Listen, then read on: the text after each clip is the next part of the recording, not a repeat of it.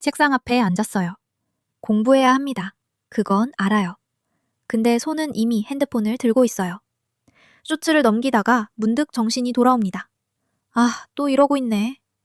교과서를 펴는데 세 줄을 못 넘기고 눈이 미끄러집니다.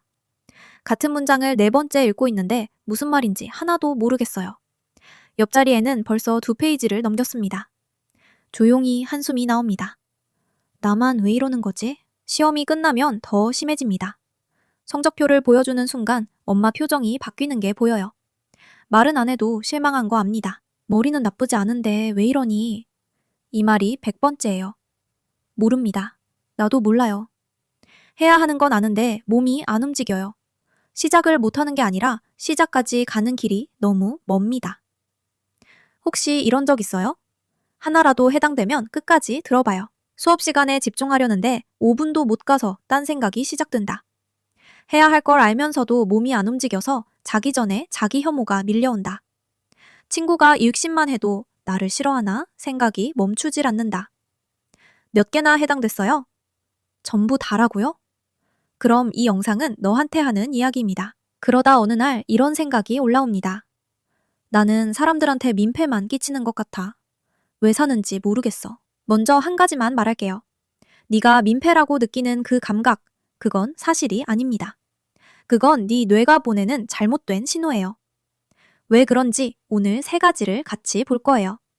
다 보고 나면 적어도 이 한 문장은 가져갈 수 있을 겁니다. 아, 내 탓만은 아니었구나. 자, 이제 네 뇌 안에서 무슨 일이 벌어지고 있는지 같이 봅시다. 첫 번째, 보이지 않는 배낭. 100m 달리기를 한다고 상상해봐요. 옆에 있는 애들은 가볍게 운동복만 입고 뛰고 있어요. 근데 너한테만 20kg짜리 배낭이 묶여 있어요. 보이지 않는 배낭이에요. 그래서 아무도 안 봐요. 심판도 관중도 몰라요. 선생님도 부모님도 몰라요. 그냥 다 같이 출발선에 서서 준비 땅 하면 뛰어야 합니다. 당연히 느리죠. 당연히 힘들죠. 근데 결승선에 늦게 도착하면 돌아오는 말은 이거예요. 왜 이렇게 느려? 더 노력해. 배낭을 보지 못하니까요. 이게 ADHD 뇌의 현실이에요. 뇌 앞쪽에 전전두엽이라는 부위가 있어요. 계획 세우고 집중하고 충동을 멈추고 감정을 조절하는 컨트롤 센터예요.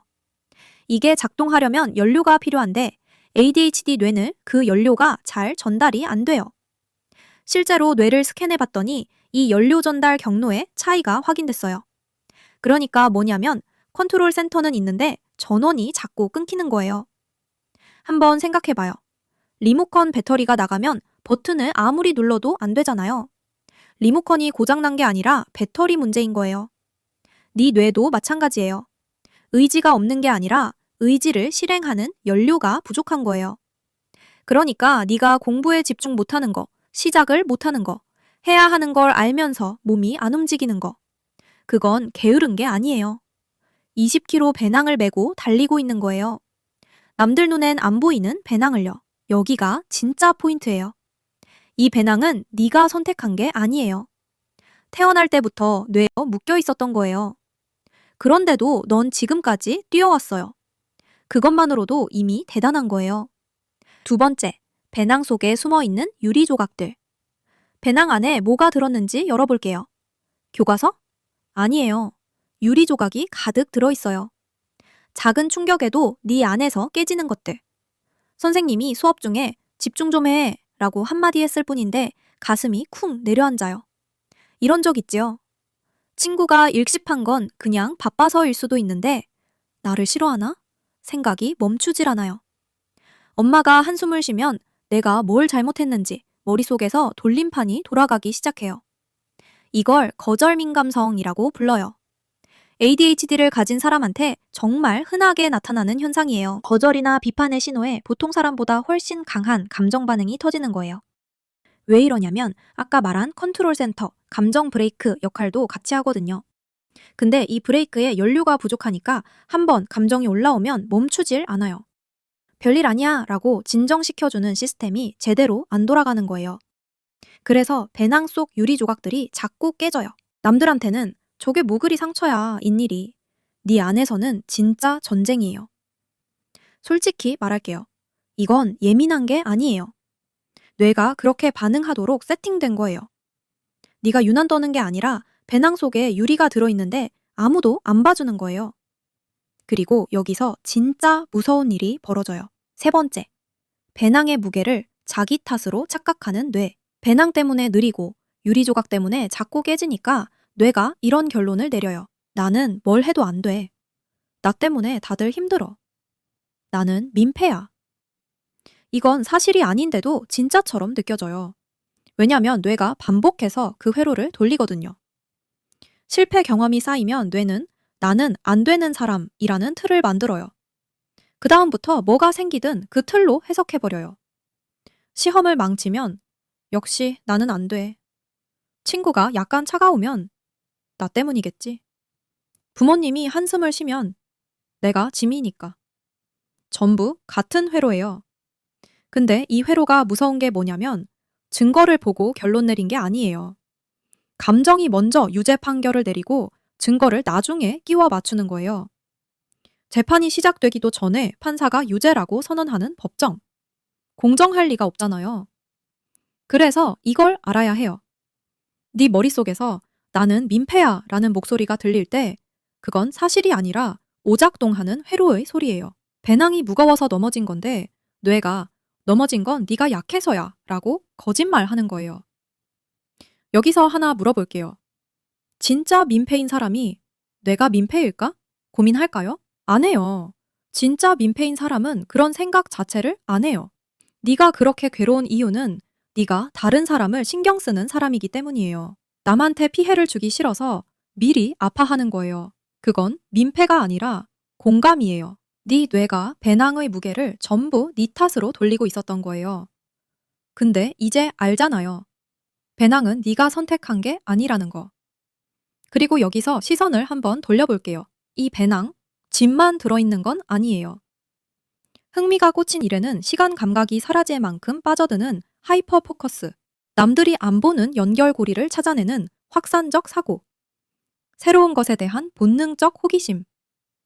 배낭 속에 이런 것들도 같이 들어있어요. 고장난 뇌가 아니라 다른 환경을 기준으로 설계된 뇌예요. 지금 학교라는 환경이 네 뇌랑 안 맞는 것 뿐이에요. 자, 여기서 솔직하게 말할게요. 이걸 안다고 내일부터 확 달라지지는 않아요. 배낭이 갑자기 사라지지 않고 유리 조각이 하루아침에 사라지지도 않아요. 학교는 여전히 집중하기 어렵고 시험은 여전히 버겁고 가끔 나는 왜 이러지? 생각은 또 올라올 거예요. 이건 터널이에요. 지금 너는 터널 한가운데에 있어요. 어둡고 끝이 안 보여요. 근데 터널이라는 건 반드시 끝이 있다는 뜻이에요. 네 전전두엽은 20대 중반까지 계속 자라요. 지금 이 순간이 가장 힘든 시기이고 이건 반드시 지나가요. 제가 아는 한 분 이야기를 잠깐 할게요. 중학교 때 ADHD 진단을 받은 분이었어요. 수업 시간에 집중을 못해서 매번 혼났고 성적표 받는 날이면 화장실에 숨었대요. 나는 왜 남들처럼 못하지가 매일 밤 잠들기 전 마지막 생각이었다고. 근데 이분이 고등학교 때 영상 편집에 꽂혔어요. 하이퍼 포커스가 터진 거예요. 밤새 편집해도 안 피곤했대요. 지금은 영상 관련 일을 하고 있어요. 배낭이 사라진 건 아니에요. 배낭을 메고도 달릴 수 있는 트랙을 찾은 거예요. 그동안 딱 3가지만 해봐요. 거창한 거 아니에요. 하나, 아침에 물 1잔.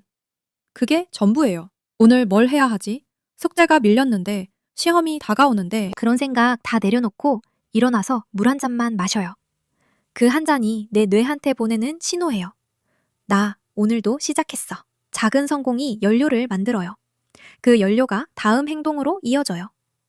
솔직히 이게 거창해 보이진 않죠? 근데 매일 하는 게 어려워요. 배낭맨 뇌는 아침에 일어나는 것만으로도 이미 에너지를 쓰거든요. 그러니까 물 1잔이면 충분해요. 진짜로. 둘, 타이머 5분. 공부든 뭐든 하기 싫은 거 앞에서 타이머를 5분만 맞춰요. 5분만 하고 그만둬도 돼요. 근데 신기하게도 5분이 지나면 조금만 더 할까 싶어지는 순간이 와요. 안 오면 그만두면 돼요. 5분 한 것만으로도 0분보다 무한히 나아요. 아까 그 분도 이거부터 시작했대요. 5분 편집, 5분 공부. 처음엔 그것만 했어요. 셋, 하루 끝에 한 줄. 오늘 내가 한 것 중에 뭐라도 하나 적어요. 물 마셨다. 5분 앉아 있었다. 학교 갔다. 뭐든 돼요. 그 한 줄이 쌓이면 나는 뭘 해도 안 돼 라는 회로에 반박 증거가 하나씩 쌓이는 거예요. 일주일만 해봐요. 7줄이 모이면 네가 생각한 것보다 네가 많은 걸 했다는 게 보일 거예요. 저희 채널에서 이전에 올린 사춘기 뇌 편을 아직 못 봤다면 같이 보면 좋아요. 내 뇌 안에서 왜 이런 폭풍이 부는지 설계도가 그려져 있어요. 도파민 편도 같은 뿌리에서 나온 이야기예요. 부모님한테 보여드리고 싶은 사람은 사춘기 뇌 편을 꼭 전해줘요. 부모님이 왜 이러니? 라고 물을 때 그 영상 하나가 대신 설명해 줄 수 있어요. 마지막으로 이것만 기억해요. 넌 민폐가 아니에요. 넌 보이지 않는 배낭을 메고 그 안에 유리 조각에 매일 깨지면서도 여기까지 온 사람이에요. 그걸 아는 사람이 아직 적을 뿐이에요. 지금은 힘들어요. 그건 맞아요. 근데 이건 네가 약해서가 아니라 내 뇌가 남들과 다른 방식으로 세상을 처리하고 있기 때문이에요. 그리고 그 다른 방식 안에는 남들이 갖지 못한 것들도 들어있어요. 터널은 끝이 있어요. 지금은 안 보여도. 그리고 이 영상을 끝까지 본 너. 네가 왜 사는지 모르겠다고 느낀 적이 있다면 그건 내 뇌가 아직 살아있다는 증거예요. 아무것도 느끼지 않는 사람은 그런 질문도 안 해요. 내 안에 아직 뭔가를 찾고 싶은 마음이 있다는 거예요. 그 마음 하나면 충분해요. 오늘 아침에 물 한 잔 마셨으면 댓글에 1이라고만 남겨줘요. 그 1이 쌓이면 같은 배낭을 메고 있는 누군가한테 나만 그런 게 아니었구나 하는 위로가 될 거예요. 거기 학생, 오늘 아침 물 한 잔부터 시작해봐요. 꼭이요.